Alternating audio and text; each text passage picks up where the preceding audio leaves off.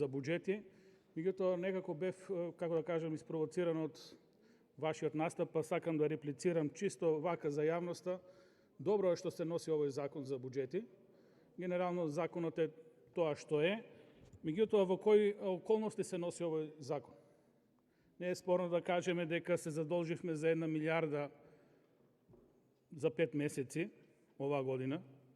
Не е спорно да се каже исто така дека јавниот долг надмина тие фантастични 60%, така да веќе сме презадолжена земја.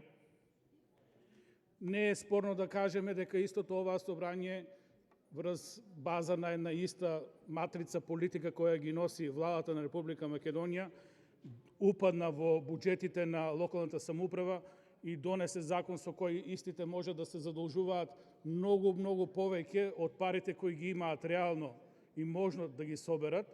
Значи, од една страна дозволуваме да секој од градоначалниците, а знаеме доминантно се од СДС, да прават што сакат со своите буџети во изборна година.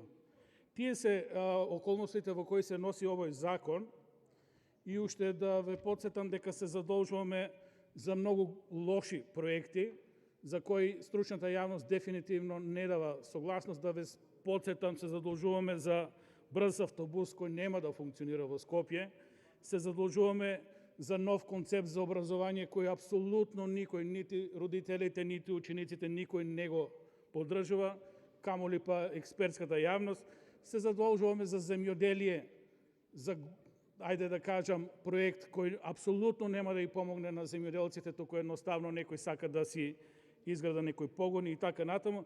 Тие се околностите во кои го носиме овој закон. Се надевам дека ќе се средат работите, иако сум скептичен дека нешто било што може да се промени во финансиите, во политиката, затоа што луѓето кои креираат политиката во владата се истите. Тоа се истите луѓе кои ќе продолжат, почитуван заменик министер, да ви доставуваат глупи проекти, кои само ја заложуваат државата и не носат развој на државата.